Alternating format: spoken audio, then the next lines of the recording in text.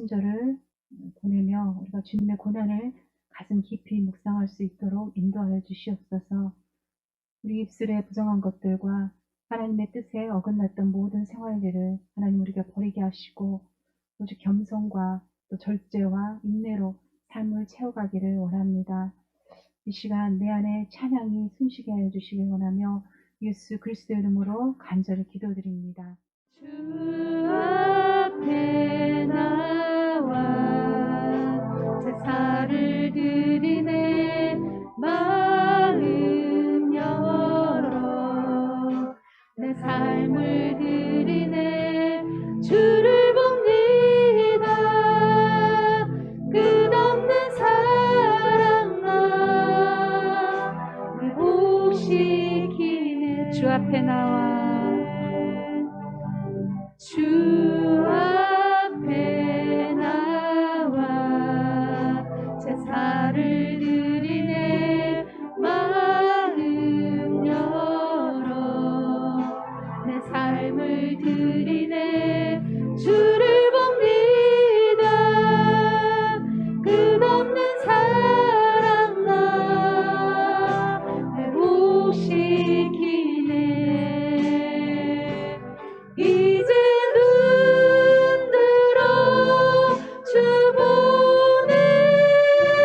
그 능력 날 새롭게 주님의 사랑 날 만지시니 내 모든 두려움 사라지네. 폭풍 속에도 주 붙들고 믿음으로 주와 건네. 갈보리 언덕 넘어 그 어느 날 주 안에 온전케 되리. 이제 눈 들어 이제 눈 들어 주 보네. 그 능력 날 새롭게 주님의 사랑 날 만지시니 내 모든 두려움 사라지네. 폭풍 속에도 주 붙들고 믿음으로 주와 건네. 갈보리 언덕 넘어 그 어느 날 주 안에 온전케 되리. 내 안에 사느니 내 안에 사느니 예수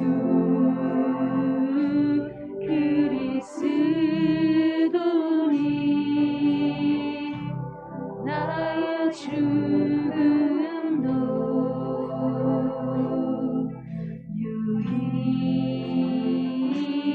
유익함이라. 내 안에 사느니 예수 그리스도시니 내 안에 사느니 예수 그리스도니 나의 죽음도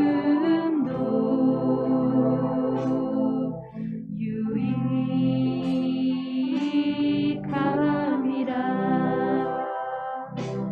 나의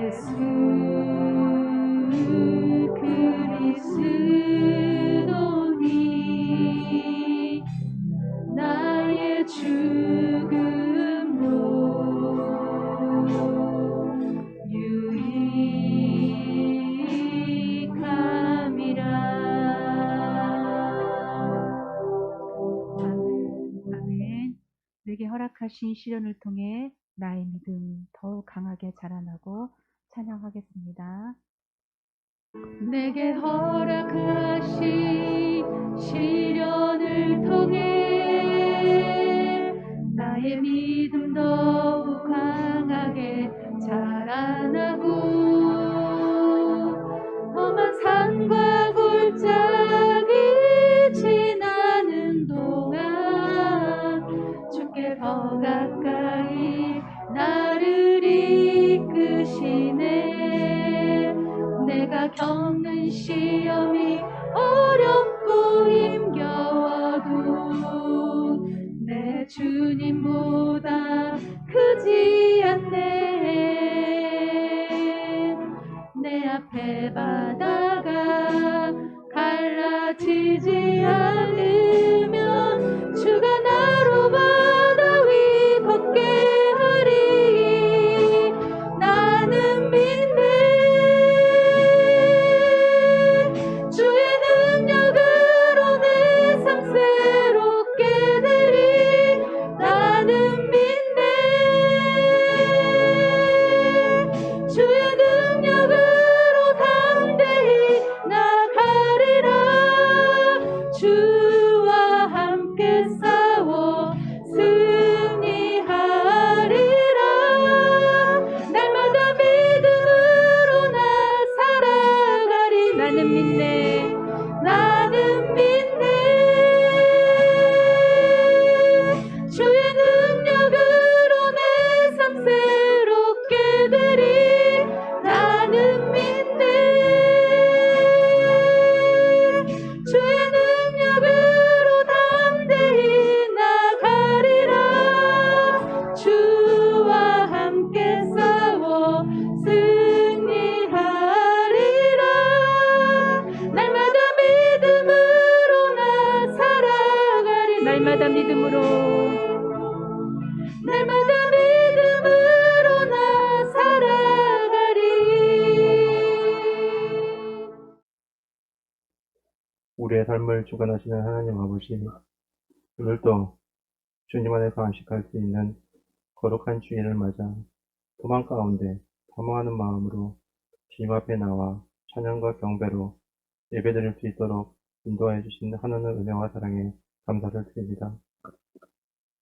믿음이 없이는 하나님을 기쁘시게 하지 못하나니 하나님께 나아가는 자는 반드시 그가 계신 것과 또한 그가 자기를 찾는 자들에게 상 주시는 이심을 믿어야 하시니라라고 말씀하신 것처럼 저희들이 큰 믿음으로 주님의 기쁨이 되기를 소망합니다. 오직 주님만 바라보게 하시고 주님의 이름을 부르는 저희들에게 힘을 주시며 신령과 직중으로 예배드리는 저희 심령을 온전케 하시고 성령 충만한 은혜를 허락하여 주셔서 주님과 함께하는 삶이 가장 귀한 복된 삶임을 고백하는 귀한 은혜의 시간이 되도록 인도하여 주시옵소서. 사랑의 하나님, 사순절 기간 동안 주님의 고난을 생각하면서 십자가를 지심으로 모든 이들에게 구원의 길과 생명의 길을 열어주신 그 크신 은혜와 사랑에 감사하며 온전한 주님의 제자로 구별되게 살아보려고 다짐하고 또 다짐하지만 우리의 삶과 생각이 여전히 이 땅 가운데 얽매이고 속해 있음을 회개합니다. 모든 옛사람은 십자가에 못 박고 새 사람으로 거듭나게 하시고 또한 십자가의 피로 구원받았음을 날마다 감사하며 세상 가운데 온전한 주님의 제자들로 거룩하고 구별된 모습으로 세워 주시옵소서. 썩는 양식을 위해 일하지 않고 오직 영생하도록 있는 양식을 위해 일하게 하시며 우리 마음의 중심이 오직 하늘의 소망을 두고 살아가게 하옵소서.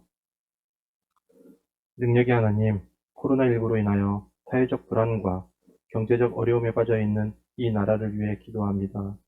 이 백성들을 긍휼히 여겨주시고 눈물로 기도하며 간구하는 모든 것들을 주님의 뜻 가운데 응답하여 주셔서 이 어려운 상황을 극복해 나가도록 역사하여 주시고 온전한 예배가 하루속히 회복되어 이 땅 가운데 오직 하나님의 공의와 사랑이 충만해지도록 역사하여 주시옵소서. 오늘 주님께 나온 모든 심령마다 주님께서 깊이 어루만져 주시고 주님의 성령으로 충만하게 채워 주시옵소서.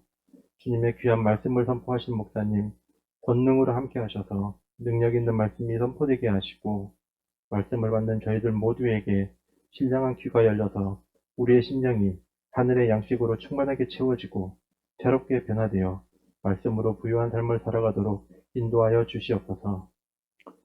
언제나 어디서나 무엇을 하든지 하나님의 자녀임을 항상 기억하고 믿고 감사하며 매일매일 승리할 수 있도록 함께하여 주시기를 바라며 우리의 참 소망이 되시는 우리 주 예수 그리스도의 이름으로 기도드립니다. 요한복음 11장 21절에서 27절 말씀 우리가 한 목소리로 같이 읽겠습니다. 마르다가 예수께 여짜오되 주께서 여기 계셨더라면 내 오라버니가 죽지 아니하였겠나이다. 그러나 나는 이제라도 주께서 무엇이든지 하나님께 구하시는 것을 하나님이 주실 줄을 아나이다. 예수께서 이르시되 내 오라비가 다시 살아나리라. 마르다가 이르되 마지막 날 부활 때에는 다시 살아날 줄을 내가 아나이다. 예수께서 이르시되 나는 부활이요 생명이니 나를 믿는 자는 죽어도 살겠고 무릇 살아서 나를 믿는 자는 영원히 죽지 아니하리니 이것을 내가 믿느냐? 이르되 주여 그러하외다. 주는 그리스도시요 세상에 오시는 하나님의 아들이신 줄 내가 믿나이다. 아멘. 오늘 우리가 함께 읽은 이 말씀을 중심으로 부활신앙에 대해서 살펴보도록 하겠습니다. 프랑스의 수학자이고 물리학자이고 종교사상가였던 이 파스칼이 인간을 두 부류로 분류를 했습니다. 한 부류는 자신이 죄인이라는 사실을 깨닫고 회개하는 사람입니다. 또 한 부류는 자신이 죄인이라는 사실을 모르는 사람입니다. 전자는 희망이 있는 죄인이고 후자는 희망이 없는 죄인이라고 했습니다. 마치 그것입니다. 엄마가 죽었는데 그 의미를 알지 못하는 꼬마는 장례식장에서 웃으며 놀게 됩니다. 철없는 그런 아이와 같죠. 그 모습은 주위 사람들의 가슴을 더 아프게 합니다. 여러분, 지난 4주 동안 사순절을 지나면서 나를 위해서 십자가를 지신 예수 그리스도 얼마나 생각하셨습니까? 또 그 주님을 생각하면서 여러분들의 마음이 어땠습니까? 또 어떻게 행동을 하시고 살았습니까? 좀 내가 예수님의 그 고난을 생각하면서 조금이라도 달라진 삶을 사셨습니까? 이 질문입니다. 하나는 십자가의 고난을 생각할 때 마음이 아파서 회개하고 내 삶이 조금 변했다. 두 번째, 괜한 일을 하셨다고 생각했으며 별로 신경 쓰지 않고 평소처럼 그냥 살았다. 여러분 각자에게 질문을 해보시기 바랍니다. 나는 이 사순절 4주를 지나며 예수님이 나를 위해서 십자가에 못 박혀 죽으셨다는데 나는 그 주님의 은혜를 입은 자로 4주 동안을 어떻게 보냈는가?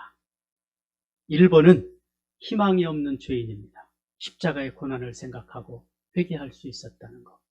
또 내가 내 삶을 조금이라도 변화시키려고 노력했다는 것입니다. 두 번째는 희망이 없는 죄인입니다. 예수님의 십자가의 죽으심이 무의미하다고 생각합니다. 그리고 이것도 저것도 아닌 사람은 답이 없는 사람이죠. 여러분 어디에 속하십니까? 오늘 우리가 함께 읽었던 이 요한복음은 전체가 21장으로 구성이 되어 있습니다. 그 중에 절반이 예수님께서 십자가를 지시고 부활하시기 전 일주일의 사건을 기록하고 있습니다. 빌라도의 신문과 로마 군병들의 채찍, 침뱉음, 온갖 모욕과 순환을 당하시는, 그리고 죽으시고 부활하시는 그 장면을 구체적으로 절반에 걸쳐서 말씀을 기록하고 있습니다. 하나님께서 이 말씀을 통해서 우리에게 전해주고자 하는 메시지가 무엇일까 하는 것입니다. 하나님이 우리에게 하시고 싶은 말씀이 있으신 거죠. 2000년 전 예수님께서 지고 가신 그 십자가를 대하는 사람들의 모습이 다양했습니다. 예수님의 십자가 처형 책임자였던 로마 백부장은 그렇게 고백합니다. 이 사람은 진실로 하나님의 아들이었도다. 예수님의 십자가 처형을 책임졌던 그 백부장, 예수님이 채찍을 맞으시고 골고다 언덕에 올라가셔서 십자가를 지시는 모든 사건을 다 지켜보았습니다. 그리고 내린 결론이 그거예요. 이 사람은 진실로 하나님의 아들이었도다. 그 옆에 또 한 사람이 있습니다. 아리마대 요셉은 공회원이었습니다. 모든 유대인들이 예수님을 신성 모독자라 해서 십자가 처형을 했습니다. 근데 그가 빌라도에게 찾아갔습니다. 예수님의 시체를 달라 했어요. 그래서 예수님의 시체를 그가 가져갔습니다. 그 외에도 예수님의 어머니 마리아와 또 다른 막달라 마리아, 그리고 살로메가 끝까지 예수님의 십자가 곁을 지켰습니다. 반면에 예수님과 함께 지냈던 제자들, 그들은 전부 예수님 곁을 떠나고 도망가 버렸습니다. 유대 지도자들은 서로 대립하는 사람들이었습니다. 서로 맞지 않아요. 근데 예수님을 십자가에 죽이는 일에는 연합해서 합동으로 예수님을 죽일 음모를 꾸몄습니다. 결국 예수님을 그 신성 모독죄로 십자가 처형하는 데 성공했습니다. 로마 군병들은 예수님이 십자가에 달려 계시는데 신포도주를 마시게 하고 엘리야가 와서 그를 구해주나 보다 조롱했습니다. 비웃었습니다. 요한복음의 절반에 걸쳐서 기록한 이 예수님의 십자가를 중심한 사건들, 그 십자가의 메시지는 오늘도 우리에게 동일하게 전해지고 있다는 사실입니다.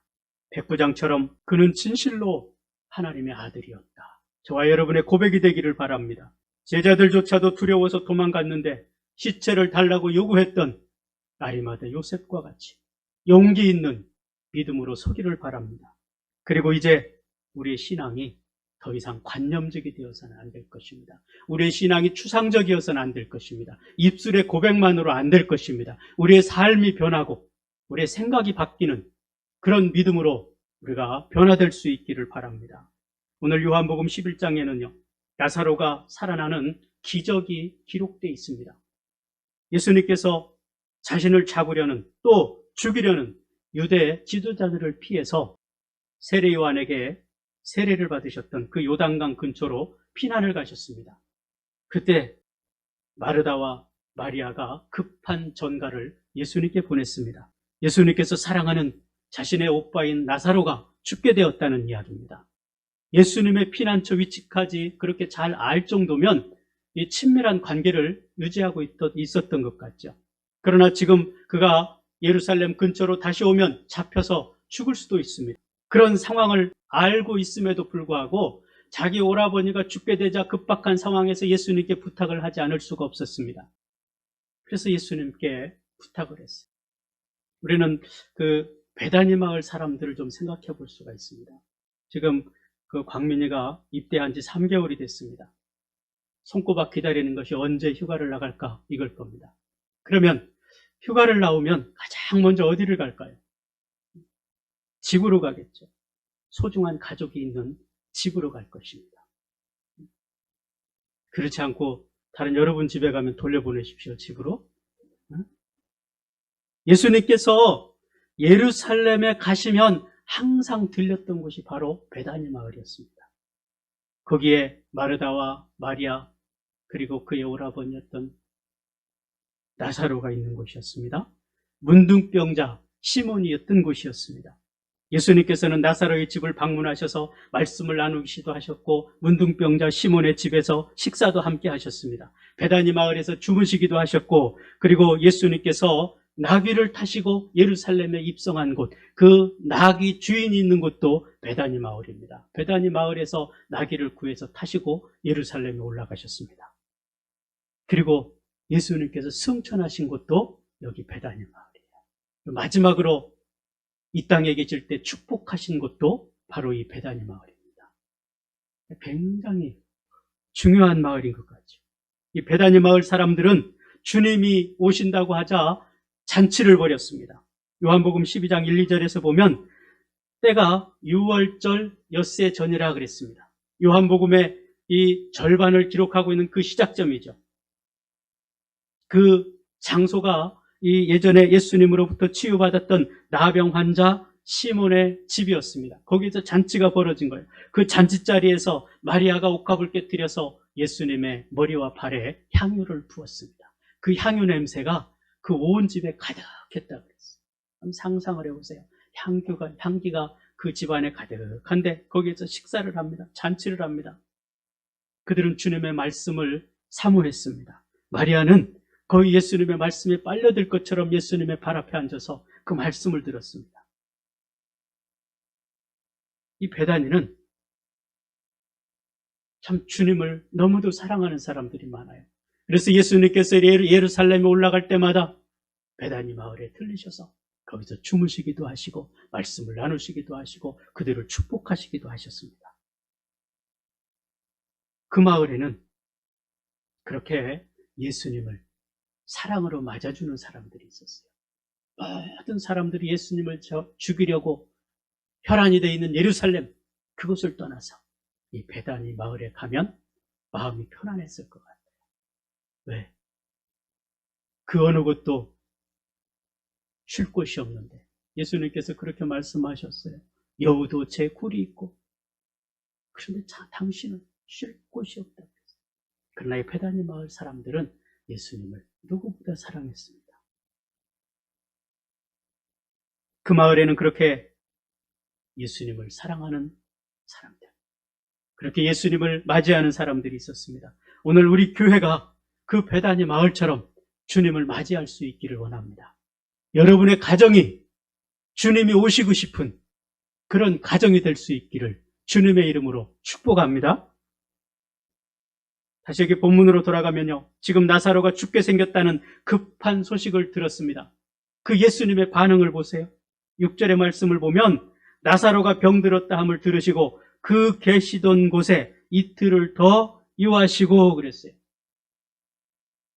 예수님께서 지금 얼마나 급박했으면 마르다와 마리아가 예수님께 그 소식을 전했겠습니까? 예수님이 지금 예루살렘에서 잡아 죽이려고 하고 있는 그 음모 속에서 피했어요.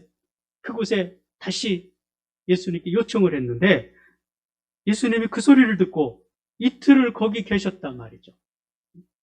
예수님의 의도가 무엇이었을까? 우리는요, 이 성경을 보고 자꾸 질문을 해야 돼요. 학교에서도 질문을 잘하는 학생이 공부 잘하더라고요. 그런가 보다 하고 가만히 있는 사람은 잘 못하는 것 같아요. 그죠? 성경을 덮어놓고 믿지 않아야 돼요. 펴놓고 읽어보고 이게 무슨 말씀인지 자꾸 음미를 하고 묵상을 해야 됩니다. 요즘은 너무 인터넷이 발달이 되었어요. 네이버에 질문하면 다 답을 해줘요. 저도 자주 물어봅니다. 네이버 지식인에. 답변을 잘 해줘요. 나사로가 지금 죽어가고 있는데 이틀을 더 머물러 계신 이유가 뭘까? 이게 알 수 있는 그 성경 구절이 11장 17절과 39절에 있습니다. 거기에 보면 나흘이라는 단어가 나옵니다. 17절과 39절에 나사로가 죽은 지 4일이 될 때까지 기다리셨어요. 아니 지금 급하다는데 죽게 생겼다는데 예수님은 죽을 때까지 기다리셨어요. 참 야속하죠. 가족들은 지금 속이 타는데 집안에 그 기둥이 죽게 생겼는데 당시 중동 지방에는 그 남자가 없으면 여자들이 살기가 굉장히 어려운 상황입니다. 근데 지금 나사로가 죽게 생겨서 예수님께 전가를 보냈는데 예수님은 오지 않아요. 그뿐이 아니에요. 예수님께서는 해변에서 하루 종일 말씀을 전하시다가 해질 때쯤 제자들에게 배를 타고 건너편으로 가자 하셨습니다. 그런데 갑자기 광풍이 일었어요. 제자들이 그 광풍과 사투를 벌이고 있습니다. 그런데 예수님께서는 배 선미에서 주무시고 계셨다 그랬습니다. 마가는 아주 친절하게 소개를 하는데 고물에서 베개를 베고 주무셨다 그랬습니다. 아주 편안하게 베개를 베고 주무셨어요. 제자들은 지금 밖에서 태풍과 이 풍랑과 사투를 벌이고 있는 동안에 예수님은 거기서 주무셨다는 거예요. 오늘 예수님이 왜 빨리 가서 고쳐주시든지 해야 되는데 4일 동안을 기다리죠. 당시 유대인들은요, 사람이 죽은 지 사흘이 돼야 비로소 확실한 죽음으로 판정을 합니다. 오늘날도 마찬가지예요. 실제로 사람이 죽었는데 무덤에 묻었는데 3일 있다 살아난 사람이 있어요. 그 지금 유대인들도 3일까지는 살아날 수 있다고 희망을 가졌습니다. 근데 4일이 되면 더 이상 희망이 없다고 죽음을 인정하는 거예요. 그때까지 주님이 기다리셨어요. 더 이상 살아날 가능성이 없다고 생각할 그때. 그러나 나흘이라는 이 시간은 가족들에게는 절망의 시간입니다. 이제 돌이킬 수 없는 죽음의 시간입니다. 예수님께서는 정확히 그들의 그 절망의 시간에 도착하셨습니다. 그들이 죽음을 인정한 그 시간에 예수님께서 나타나셨습니다. 거기에 예수님의 의도가 숨어 있다는 거죠. 예수님께서는 그렇게 4일째 되는 날 거기 오셨는데 마르다가 그 소식을 듣고 마을 입구로 마중을 나왔습니다. 거기서 마르다는 이 놀라운 신앙 고백을 해요. 예수님께 그렇게 말합니다. 주께서 여기 계셨다면 내 오라버니가 죽지 않았을 것입니다. 원망 섞인 말인 것 같아요. 그리고 곧 그러나 나는 이제라도 주께서 무엇이든지 하나님께 구하시는 것을 하나님이 주실 줄을 아나이다. 그런 믿음의 고백을 합니다. 그러자 예수님께서 내 오빠가 다시 살아날 것이다 그랬어요. 마르다는 그렇게 대답합니다. 마지막 날 부활 때에는 다시 살아날 것을 알고 있습니다. 그렇게 말했어요. 죽음 후에 부활할 것을 알고 있다냐. 부활에 대한 믿음의 고백을 하는 거죠. 그 고백을 들으신 예수님께서 수준 높은 말씀을 하십니다. 성경을 보면요, 이 제자들의 반응에 따라서 예수님의 질문과 말씀의 수위가 높아집니다. 예수님께서 이르시되 나는 부활이요 생명이니 나를 믿는 자는 죽어도 살겠고 무릇 살아서 나를 믿는 자는 영원히 죽지 아니하리니 이것을 내가 믿느냐? 이 말씀에 대해서 마르다가 그렇게 대답합니다. 이르되 주여 그러하외다. 주는 그리스도시요 세상에 오시는 하나님의 아들이신 줄 내가 믿나이다. 전에 베드로가 고백한 것처럼 이 마르다가 그 고백을 하죠. 지금 마르다는 예수님의 그 부활을 목격한 것처럼 그렇게 고백하고 있습니다. 마르다의 이 말은 예수님께서 메시아로 오셨음을 믿는 그 믿음의 고백이에요.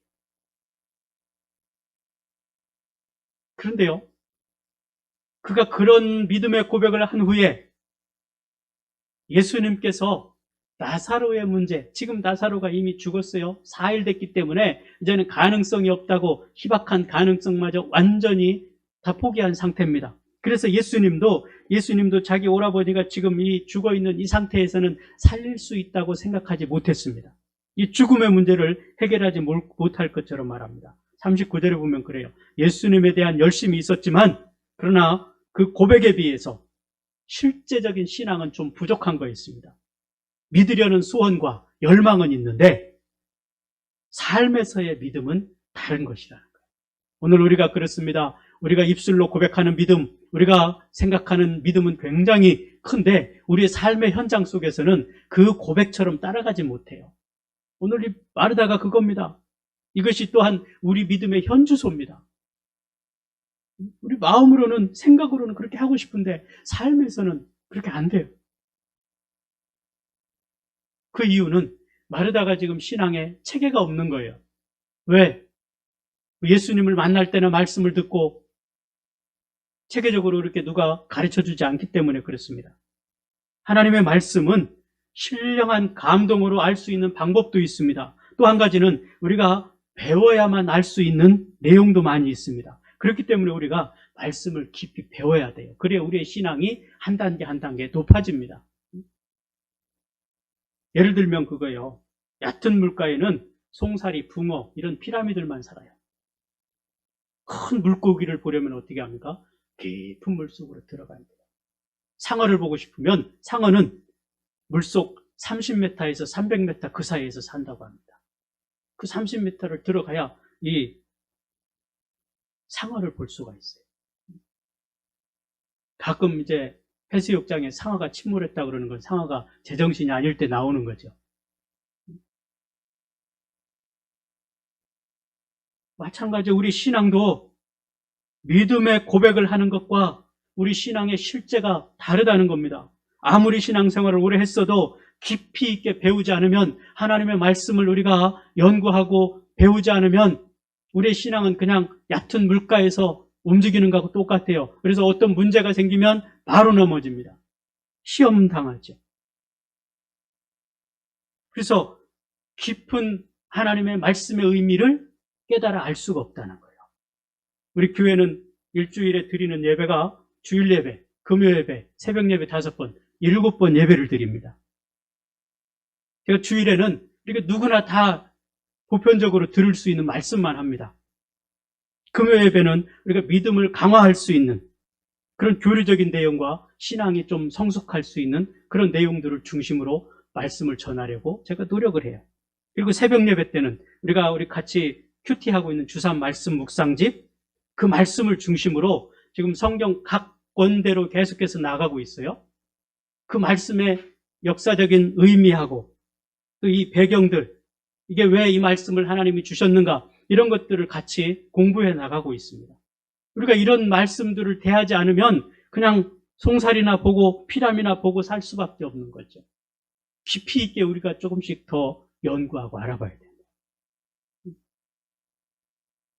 여러분 7번의 그 예배 중에 주일에 한 번만 나오시는 분들은 말씀이 이런 거구나 그러고 끝나게 돼요. 집에서 개인적으로 말씀을 묵상하고 연구하지 않는 한 상어를 보려면 깊은 물속 30m 이상 들어가야 볼 수 있는 것처럼 하나님의 말씀도 마찬가지입니다. 깊이 있게 우리가 좀 묵상하고 연구를 좀 할 수 있어야 돼요. 그래야 그 말씀을 주시는 의미가 뭔지, 하나님이 왜 이 말씀을 주셨는지 정확하게 알게 됩니다. 근데 그냥 쭉 읽기만 하면 그냥 무슨 얘기인지 모르고 그냥 한 번 읽었어, 2번 읽었어 이러고 끝나잖아요. 그래서 성경 공부할 때 같이 이렇게 모여서 배우는 게 중요한 거예요. 그런데요, 이거를 잘하는 데가 있습니다. 코로나 초기에 발견기에 다 드러났는데 신천지예요. 신천지는 사람을 딱 잡으면 집중적으로 교육시킵니다. 그래서 한번 들어가면 빠져나올 수가 없어요. 지금도 과천 저 신천지 교회 앞에는 이 신천지 피해자들이 모여서 날마다 데모합니다. 부르짖어 호소합니다. 왜? 거기에 빠지니까 가정도 필요 없어요. 부모도 필요 없어요. 학교 다니는 학생이 가출해버립니다. 그리고 거기 들어가서 살아요. 남편이 거기 들어가서 살아요. 이 집안이 완전히 풍비박산 나는 거예요. 얼마나 집중적으로 가르치고 얼마나 그들이 거기서 세뇌되는지 완전히 바뀌어버립니다. 한국 교회의 아픈 현실이기도 해요. 그들을 더 잘 가르치고 양육을 했어야 되는데 그렇지 못했기 때문에 그렇죠.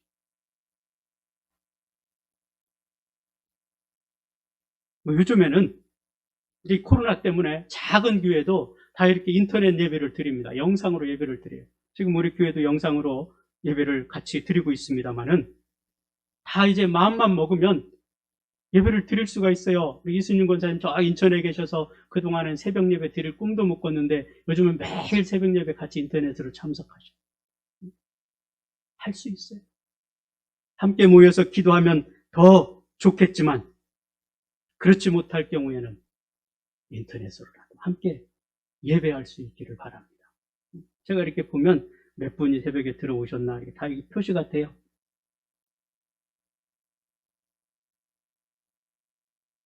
히브리 기자가 히브리서 10장 25절에서 그렇게 말씀했습니다. 모이기를 패하는 어떤 사람들의 습관과 같이 하지 말고 오직 권하여 그날이 가까움을 볼수록 더욱 그리하자 그랬어요. 오직 권하여 그날이 가까움을 볼수록 더욱 그리하자. 저도 이 말씀을 근거해서 여러분에게 권면합니다. 모이기를 힘써 주십시오. 교회에 모이기를 싫어하는 세력이 있어요. 세상 어두움의 주관자들입니다. 그 중심에 사단이 있습니다. 왜? 모여서 기도하고 예배하면 자신들의 세력이 약해지기 때문에 그렇죠. 그건 당연한 겁니다. 여러분 한 주에 7번의 예배 중에 할 수 있는 대로 모이기를 힘써 주시기 바랍니다. 그래야 같이 예배 드리는 사람도 좀 힘이 날 거 아니에요. 한 사람보다 두 사람이, 두 사람보다 세 사람이 모여 예배하면 더 힘이 됩니다. 잠언 4장 12절에서 그렇게 말씀합니다. 한 사람이면 패하겠거니와 두 사람이면 능히 당하나니 삼겹줄은 쉽게 끊어지지 아니하느니라. 한 사람보다 두 사람이, 두 사람보다 세 사람이 함께할 때 더 강력한 힘을 발휘한다고 했습니다.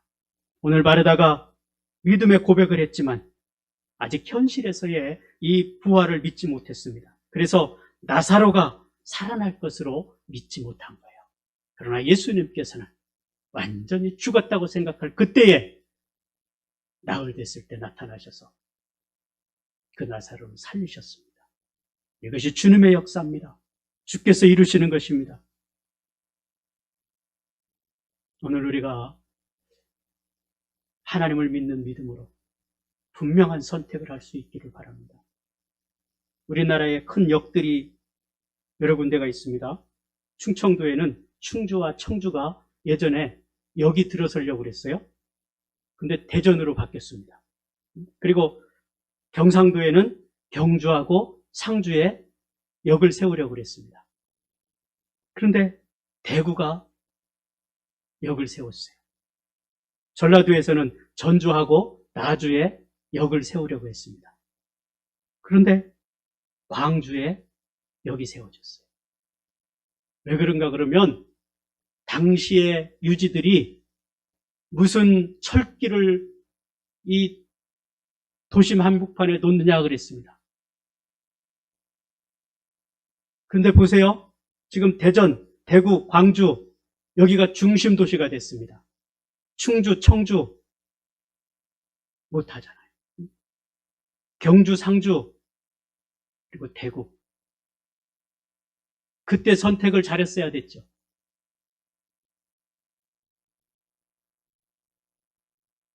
전주만 시가 됐어요. 그게 큰 시, 광역시가. 오늘 우리가 믿음의 삶을 살아가면서 무엇을 선택하고 살아갈 것인지 결정을 하셔야 돼요. 요한계시록에서 말씀하시는 것처럼 너희가 뜨겁든지 차든지 둘 중에 하나 하라 그랬어요. 미지근하면 내가 토해버리겠다 그랬어요. 이것도 아니고 저것도 아니면 하나님께서 우리를 토해내버리시겠다 하셨습니다. 바른 것을 선택할 때 하나님께서 우리에게 은혜를 더하시고 축복하십니다.